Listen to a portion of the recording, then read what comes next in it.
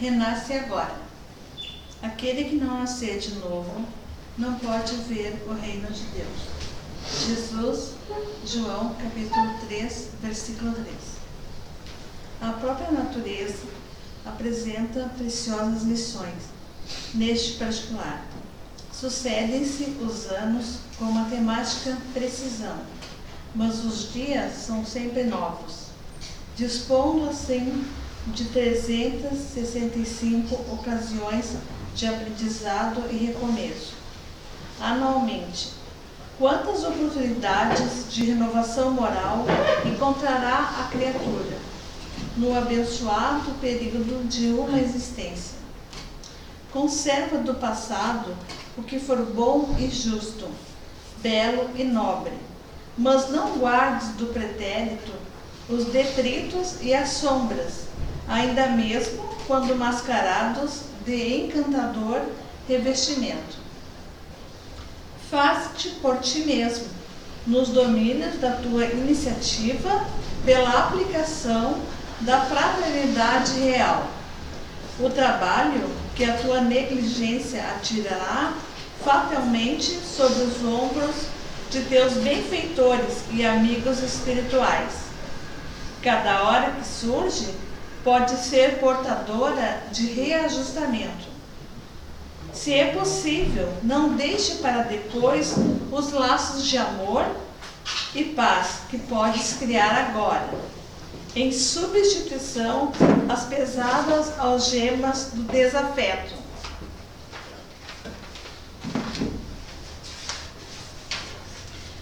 Não é fácil quebrar antigos preceitos do mundo ou desenovelar o coração a favor daqueles que nos ferem. Entretanto, o melhor antídoto contra os tóxicos da aversão é a nossa boa vontade, em benefício daqueles que nos odeiam ou que ainda não nos compreendem. Enquanto nos demoramos na fortaleza defensiva, o adversário cogita de enriquecer as munições. Mas se descemos a praça, desassombrados e serenos, mostrando novas disposições na luta, a ideia de acordo substitui dentro de nós e em nossos passos a escura fermentação da guerra. Alguém te magoa? Reinicia o esforço da boa compreensão. Alguém te não entende? Persevera em demonstrar os intentos mais nobres. Deixa-te reviver cada dia na corrente cristalina e incessante do bem. Não ouvides a assertiva do mestre. Aquele que não nascer de novo não pode ver o reino de Deus. Renasce agora em teus propósitos, deliberações e atitudes, trabalhando para superar os obstáculos que te cercam e alcançando a antecipação da vitória sobre ti mesmo. No tempo, mais vale auxiliar ainda hoje que ser auxiliado amanhã. Que assim seja. Que assim seja. Muito obrigada, Sandra. Boa noite a todos, queridos irmãos. Sejam todos bem-vindos. Bem-vindos também os que estão aqui pela primeira vez. Sintam-se abraçados na nossa casa de caridade e de amor. Elevemos então nosso pensamento a Deus, a Jesus, e vamos pedir que a espiritualidade amiga derrame sobre cada um de nós muitas bênçãos de paz, de amor e de serenidade. Pedimos também que sejam protegidos e abençoados os trabalhadores da casa que hoje não puderam estar presentes. Pai nosso que estais no céu, santificado seja o vosso nome, venha a nós o vosso reino, seja feita a vossa vontade, assim na terra como no céu. O pão nosso de cada dia nos dai hoje, perdoai as nossas ofensas, assim como nós perdoamos a quem nos tem ofendido, e não nos deixeis cair em tentação, mas livrai-nos do mal, que assim seja. Hoje nós temos para a nossa explanação doutrinária, o nosso amigo de ideal kardecista e trabalhador e dirigente da nossa casa, o senhor Alfredo Feijão. Vibremos positivamente para que Ele passe para nós tudo que Ele estudou com muito carinho. Ele não gosta muito da palavra Senhor, mas vamos deixar quieto, né, Fernando? Boa noite a todos, que a paz nos envolva. Hoje é um dia especial, nós estamos à noite, né, para nós aqui do Centro Espírita Allan Kardec, porque no dia 13 de outubro de 1804 nasceu Allan Kardec, o codificador da doutrina espírita, e como o nosso centro é denominado Allan Kardec, e nós decidimos que Allan Kardec seria o espírito protetor do nosso centro. É claro que a gente sabe que, pelo porte do espírito, ele não é o nosso protetor. Nós temos uma direção espiritual, mas que está sob as ordens de Allan Kardec. Então, nós decidimos hoje fazer, na parte da tarde, passar o filme sobre Allan Kardec, que quem tem Netflix pode ver, que já está na Netflix, que trata da vida do codificador, e agora nós trazemos mais alguns apontamentos da vida desse espírito, a quem nos deu o privilégio de termos na codificação. Allan Kardec é o pseudônimo de Hippolyte Léon Denis Rivet, um pedagogo francês, que, como eu disse, nasceu no dia 13 de outubro de 1804.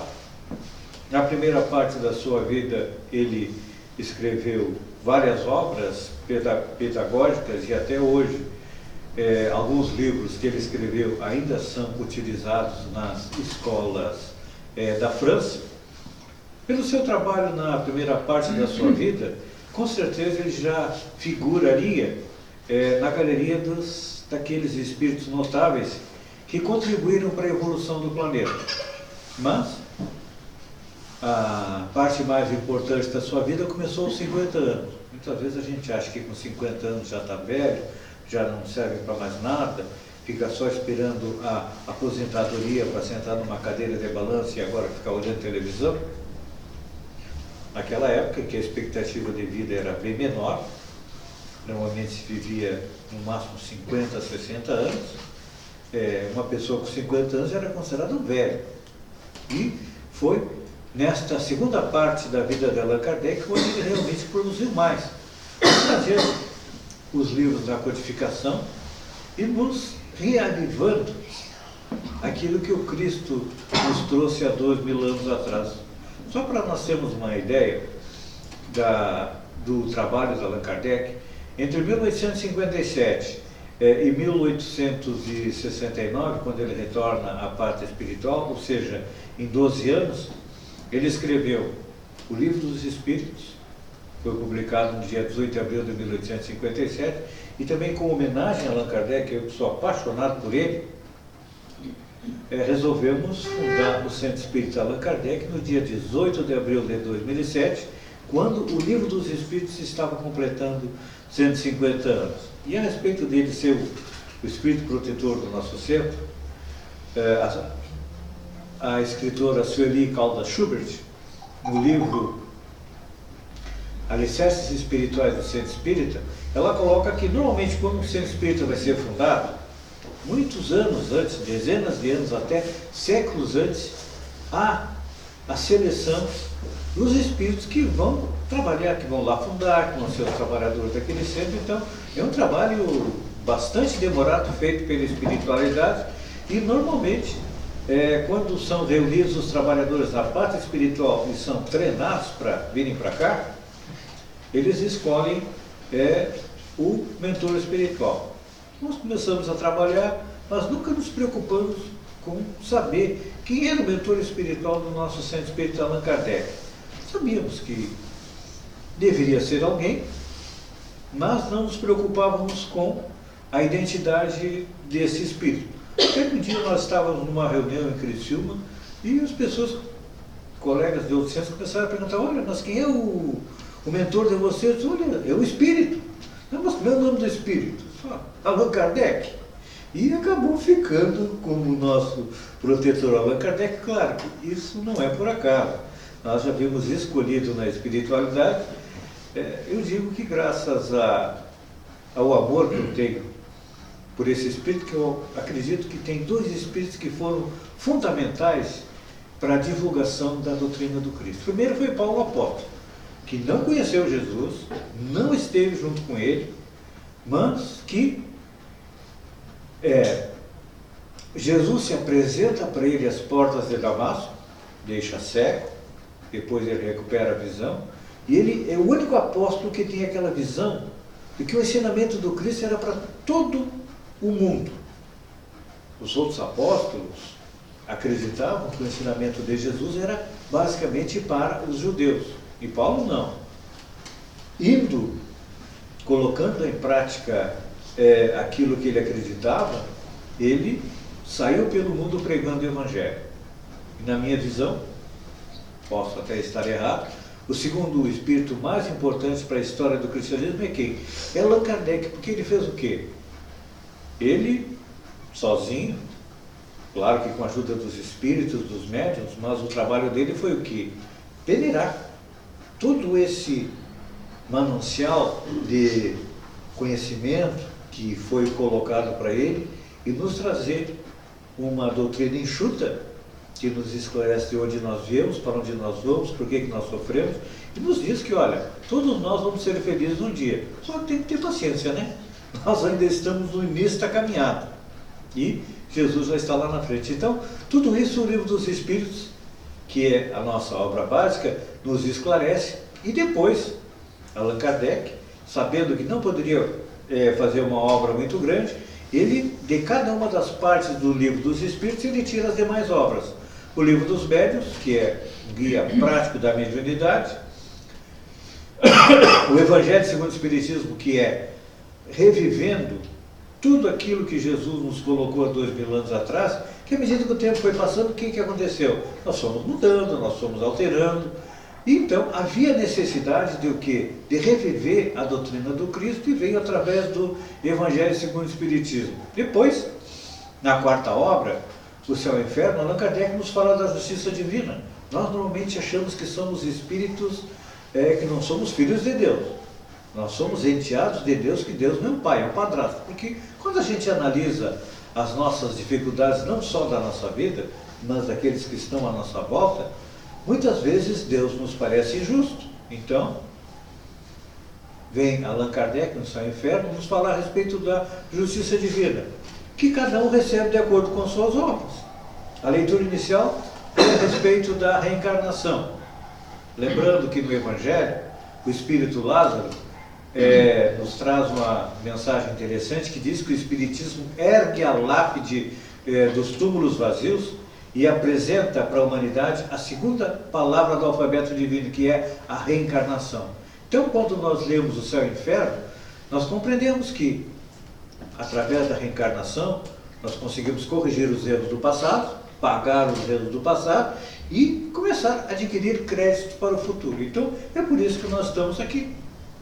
Nós estamos cansados de sofrer, precisamos muitas vezes de um esclarecimento sobre o porquê das nossas dores. Então, quando nós lemos o Céu e o Inferno, nós compreendemos que cada um colhe simplesmente aquilo que plantou. E depois vem Allan Kardec, na quinta obra, a Gênese, nos falar a respeito da parte científica, porque o Espiritismo é uma ciência. Muitas vezes nós vemos aqui achando que, não, eu vou lá na religião espírita, porque a religião espírita vai me salvar. Eu sempre digo brincando, que quem chega aqui achando que vai encontrar a salvação, não encontra a salvação, vai encontrar as respostas nos livros da codificação, e cada um vai construir a sua caminhada. Já construímos até aqui, com dor e sofrimento. Então, a partir daquilo que a doutrina espírita nos dá, nós enfrentamos as dores e sofrimentos com outra visão. Uma visão de o quê? Olha, um dia, com certeza nessa encarnação, eu vou ser uma pessoa feliz, mas nessa aqui eu vou começar a plantar essa felicidade e vamos colher no futuro. Mas, além dessas 5 obras, Allan Kardec ainda, por 12 anos, editou a Revista Espírita, um jornal de circulação mundial, onde ele respondia a muitas cartas. Quem viu o filme do Allan Kardec, via que todo dia o carteiro trazia 60, 70, 80 cartas. Claro, a gente diz todo dia, mas naquela época era uma vez por mês, uma vez por semana, porque os meios de comunicação eram completamente diferentes. Mas ali ele respondia às dúvidas, e é muito interessante. Nós lemos também a Revista Espírita. Então, e depois, como ele morreu em 1869, foi editado depois da sua morte o livro Obras Póstumas, escritos de Allan Kardec, que também é interessante e importante para a gente compreender ali sim o pensamento do codificador.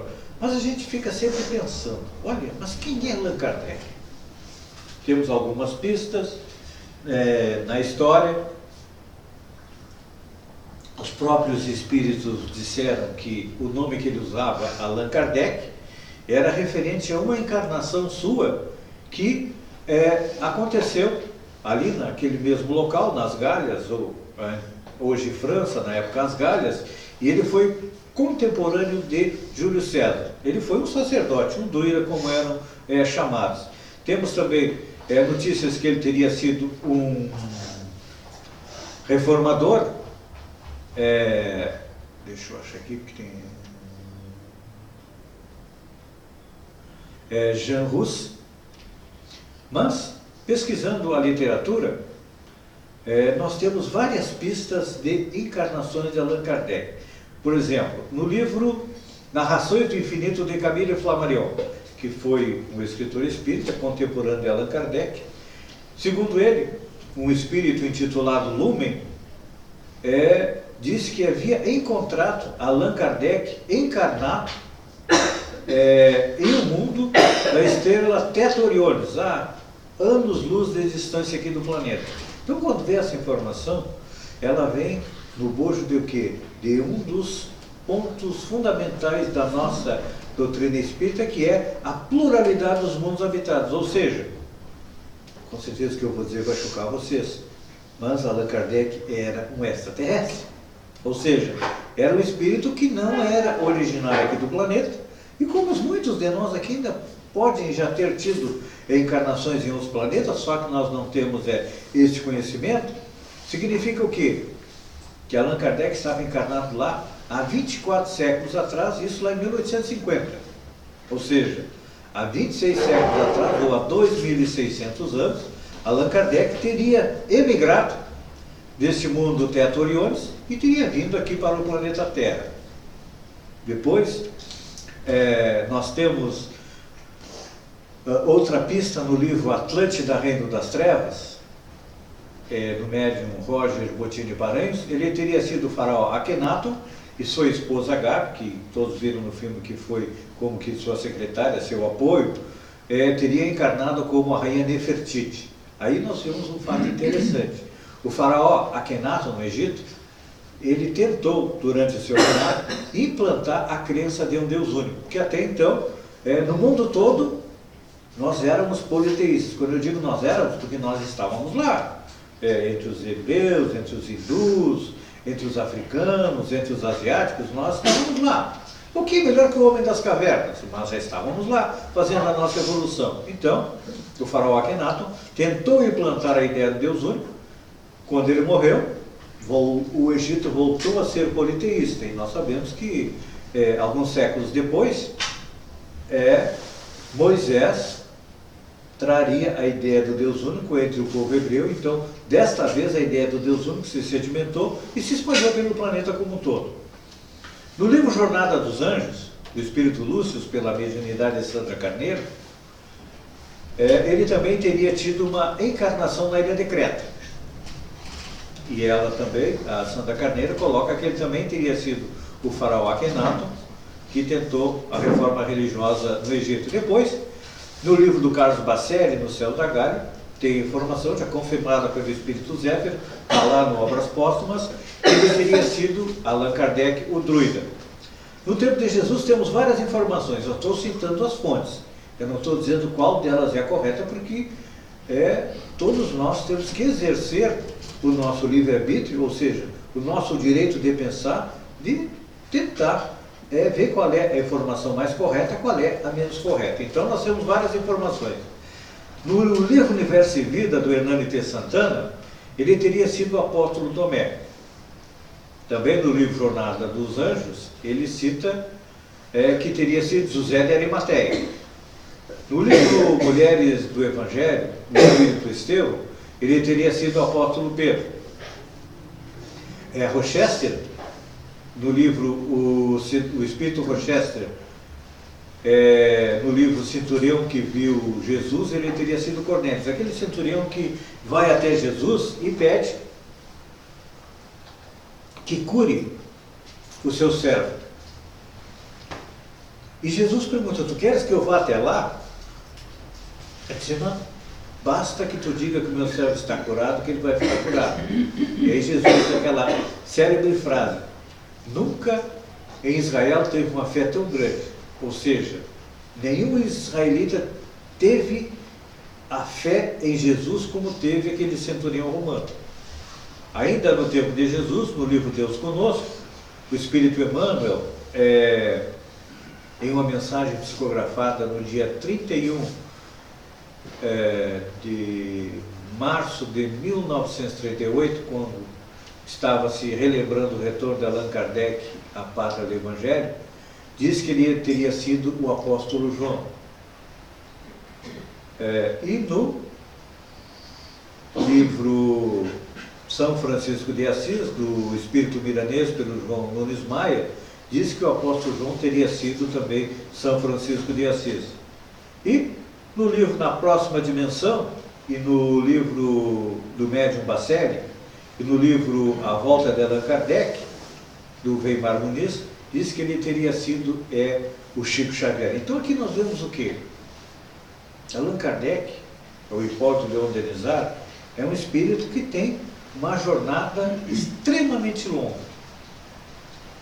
E é por isso que Jesus o chama e dá a ele a responsabilidade do quê? A responsabilidade de trazer essa doutrina maravilhosa. E a respeito da categoria, vamos dizer assim, da elevação do Allan Kardec, do seu porte espiritual, no livro Nas Fronteiras do Além, o Hermínio de Miranda coloca que amigos espirituais disseram para ele que, de tempos em tempos, a história da humanidade recebe espíritos que são chamados ordenadores, ou seja, espíritos que reúnem todo o conhecimento que está esparso, porque, olha, tudo que a doutrina espírita nos coloca, nós já ouvimos isso quando estávamos encarnados na Grécia, nós já ouvimos quando estávamos encarnados no Egito, quando estávamos encarnados na Síria, na Índia. Todas essas verdades estavam esparsas. Claro que elas não estavam da maneira como elas estão hoje, de uma maneira clara, concisa, à disposição de todo mundo, porque nós não tínhamos ainda condições espirituais de compreender essas verdades. Então, elas ficavam restritas aos templos, aquelas pessoas aceitas, que podiam beber desse conhecimento de forma muito lenta.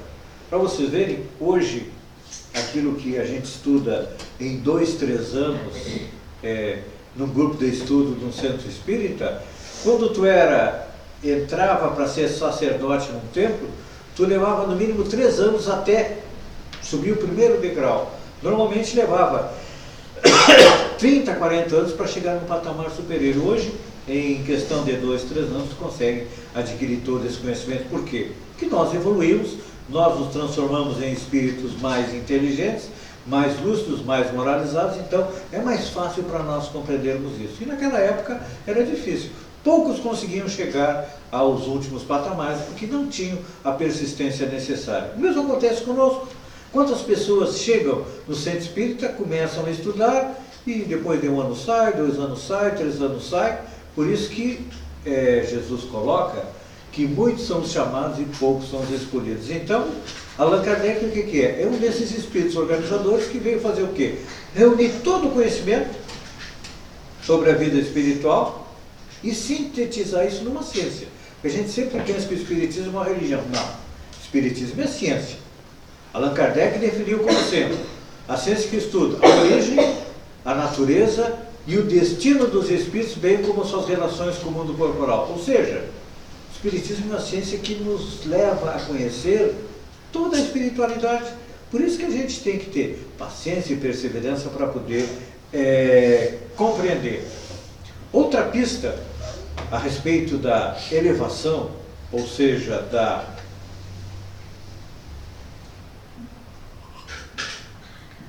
do grau de desenvolvimento deste espírito, nós encontramos no livro Cartas e Crônicas, psicografado por Chico Xavier, do Irmão X, na crônica intitulada Kardec e Napoleão. O Irmão X nos narra que na noite de 31 de dezembro de 1799, ou seja, quando estavam virando o século, estavam entrando no século XVIII, aconteceu na espiritualidade uma grande reunião, que eu ia fazer uma cacofonia, uma reunião que reuniu, uma reunião onde estavam presentes representantes do mundo todo, filósofos da Grécia, judeus, eslavos, germanos, hindus, budistas, e só para vocês terem uma ideia de os espíritos que estavam lá: Sócrates, Platão,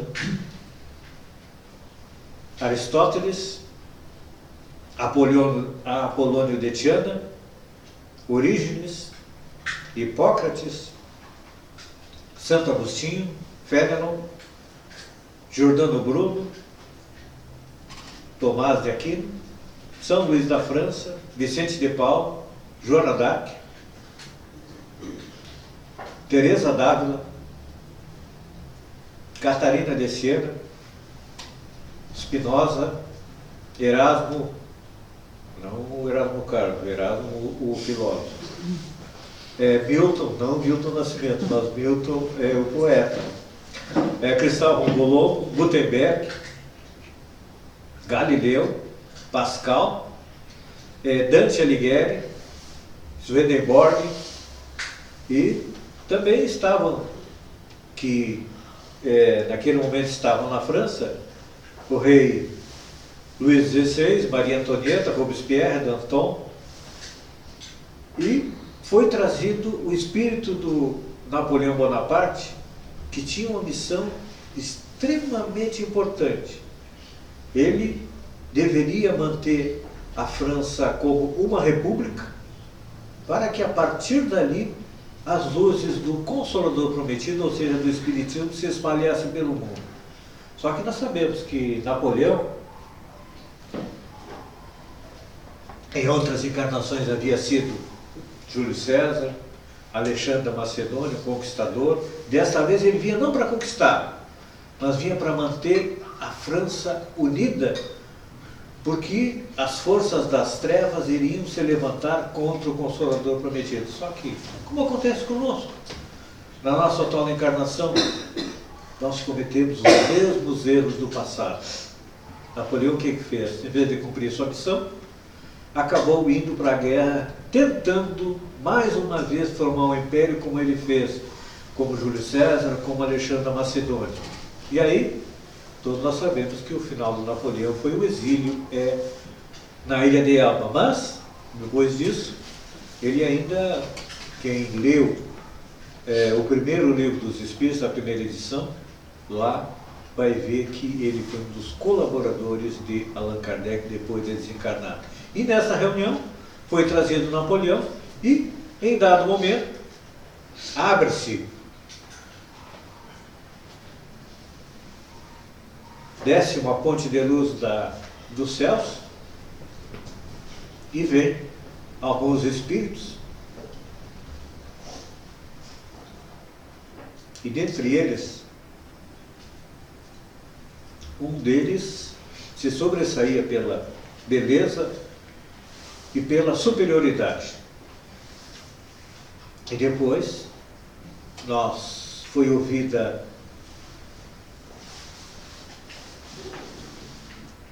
a voz do mestre que dizia para Napoleão: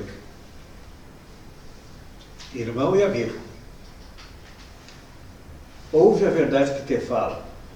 Eis-te à frente do apóstolo da fé, que, sob a égide do Cristo, descerrará para a terra atormentada um novo ciclo de conhecimento. E, no dia passado aí 4 anos, no dia 3 de outubro de 1804, nasce em Lyon, na França, Hipólite Léon Denis Rivet, ou seja, Allan Kardec. Então, quando a gente,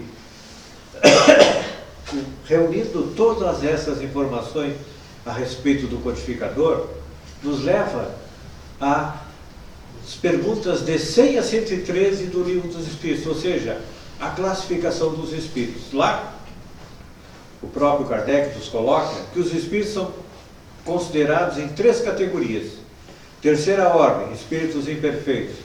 Segunda ordem, bons espíritos. E primeira ordem, espíritos puros. E Allan Kardec subdivide essas 3 ordens em 10. Aí ele vai de baixo para cima. Vamos ver onde é que nós nos encontramos. Na 10ª classe estão os espíritos impuros. Acho que essa nós já passamos, né? Na 9ª classe nós temos os espíritos levianos. Acho que a maioria de nós está por aí. Na 8ª classe tem os espíritos pseudo-sábios. Muitos de nós também têm alguma coisinha de pseudo-sábio. Depois, na 7ª classe, tem os espíritos neutros, ou seja, não são nem bons nem ruins. Depois, na 6ª classe, nós temos os espíritos perturbadores. Isso na 3ª ordem, que são os imperfeitos. Os imperfeitos. Então, todos nós estamos aqui. Cada um procura se situar onde é que está. E aí, depois, nós vamos para a 2ª ordem, ou seja, os bons espíritos. Lá, nós temos na 5ª classe os espíritos benevolentes. Na 4ª classe, os espíritos prudentes e sábios. Na 3ª classe, os espíritos de sabedoria. E na 2ª classe, nós temos os espíritos superiores. Então, diante de tudo isso que a gente consegue reunir, a minha visão é que Allan Kardec estaria entre os espíritos de sabedoria e os espíritos superiores. Mas como a gente sabe que uma missão tão importante como essa de reviver o cristianismo e nos trazer as leis que vão reger o mundo de regeneração, na minha humilde visão, eu acredito que Allan Kardec estaria na 2ª classe de espíritos superiores, porque acima dele só tem uma classe, os espíritos puros, que Emmanuel nos diz no livro A Caminho da Luz que Jesus faz parte desta classe, só que nós, na nossa ignorância, ou no nosso pouco conhecimento, nós não temos a mínima condição de imaginar o que seja um espírito puro. Por quê? Os espíritos puros são os prepostos de Deus. E a gente ainda nem acredita muito na existência de Deus, quanto mais ser um preposto dele. Então, nós ainda temos muito que caminhar. Vamos dar uma olhadinha rápida, para a gente poder compreender um pouco mais, nas características do Allan Kardec, porque isso é importante para nós. Porque nós podemos muito bem nos mirar no seu exemplo, para quê? Para fazermos a nossa evolução. Então, Kardec era o quê? Segundo narram os seus biógrafos, ele era detentor de considerável e elevado lastro intelectual, coisa que nós ainda não temos, porque o que acontece conosco? Nós temos um dia de 24 horas, 8 horas para dormir, 8 horas para trabalhar, sobraram 8 horas. Essas 8 horas, o que a gente faz? Quanto tempo a gente dedica a aumentar o nosso cabedal de conhecimento? Muito pouco, claro, a novela é mais importante, o Facebook é mais importante, o Twitter, o Instagram, tudo isso é importante. Só que tudo isso a gente acaba, não é o nosso lastro para a nossa vida na espiritualidade. Nosso lastro o que é? É o conhecimento da doutrina espírita, é a sua vivência, é colocá-la em prática. Isso é o que pede de nós. Kardec também era uma pessoa que praticava muito recolhimento e a meditação. Eu sempre digo que nós temos uma dificuldade muito grande de nos recolher, por isso nós precisamos estar sempre com uma a TV ligada, nós precisamos estar em contato com o mundo externo. Nós dificilmente entramos em contato com o nosso mundo interno através do que? Da meditação do recolhimento. Eu lembro, quando a gente fala em meditação e recolhimento, posso estar errado, mas acho que é na pergunta 913, é do Livro dos Espíritos, o Espírito Santo Agostinho dizia que toda noite ele passava os olhos pelo que ele fez durante o dia para analisar o que ele tinha feito de correto, o que ele tinha feito de errado. E fazia um planejamento para o dia seguinte. Nós dificilmente fazemos isso. Quando muito a gente faz uma oração para pedir alguma coisa para Deus. Agradecer muito pouco, louvar a Deus muito pouco. Então, Kardec detinha essas qualidades. Que mais que, claro que todas essas qualidades do Kardec, elas vêm de quê? Vêm das suas vivências. Nós, à medida em que vamos vivenciando a doutrina espírita, nós vamos também evoluir. Outra coisa, outras das suas qualidades: humildade, modéstia, desinteresse, prudência, tato, devotamento, abnegação, disposição a fazer sacrifícios. Humildade? Não somos humildes, né? E os humildes herdarão o reino do céu. Hoje ainda, no encerramento de estarmos vendo o livro do Allan Kardec, eu coloquei uma informação que eu li esta semana em um livro espírita, que hoje nós temos em torno de 30 bilhões de espíritos no entorno da Terra. Desses 30 bilhões, diz o espírito, que 20, ou seja, 2/3, vão partir para mundos primitivos. Vão sobrar 10. E o nosso trabalho, qual é? É tentar ficar entre esses 10, não é? Eu sempre digo brincando, mas é uma realidade. Se nós não formos bons o suficiente, fizermos a nossa evolução, nós estamos abrindo mão de todo o conforto que nós temos. Porque o mundo primitivo não tem nada de luz elétrica, internet, chuveiro quente, fogão a gás, micro-ondas. A gente se acostuma com o que é bom, vai passar trabalho. Foi o que aconteceu há cerca de 30, 40 mil anos atrás, quando espíritos vieram exilados do planeta Capela, que passou pelo mesmo processo que nós aqui. Mesma coisa. Só que perderam tudo. Alguns já conseguiram retornar. Então, nós temos um trabalho bem árduo pela frente. O que é? É tentar ficar entre os 10 bilhões de espíritos que vão permanecer no planeta. Então, nós temos que procurar ser mais modestos, desinteressados, prudentes, devotados, abnegados. Então, tudo isso são algumas das qualidades do Allan Kardec que todos nós podemos colocar em prática. Que Allan Kardec não pede nada demais. O que ele está pedindo para nós há 150 anos atrás, o Cristo já pediu há 2000 anos atrás, Moisés já nos pediu há 3.500 atrás, Krishna na Índia pediu isso também, Buda pediu a mesma coisa, Confúcio na China pediu a mesma coisa. Nós estamos reencarnando sempre, ouvindo as mesmas coisas e não estamos colocando em prática. Então agora está vindo Allan Kardec nos trazer tudo isso em 1018 perguntas e respostas. Não é muito. 3 novelas. Uma novela tem 300 capítulos aproximadamente. O espaço de ver 3 novelas, nós podemos aí adquirir conhecimento para nos portar melhor nesta vida. E olha, para completar, o espírito Viana de Carvalho, pela mediunidade do Divaldo, traz um agradecimento a Allan Kardec da seguinte maneira. Diz ele, Viana de Carvalho: todas as armas se levantaram contra o livro monumental, mas Allan Kardec estava preparado para a reação. O livro dos Espíritos verificou seus ensinamentos e estão insuperáveis, atravessando os tempos. O destemido missionário, portanto, estava devidamente capacitado, assumindo o labor, deu-lhe cumprimento com disciplina e eficácia, deixando-nos a toda a humanidade a preciosa herança, o tesouro incalculável da doutrina espírita. Então, cada um de nós está recebendo esse tesouro. E o que nós estamos fazendo com esse tesouro?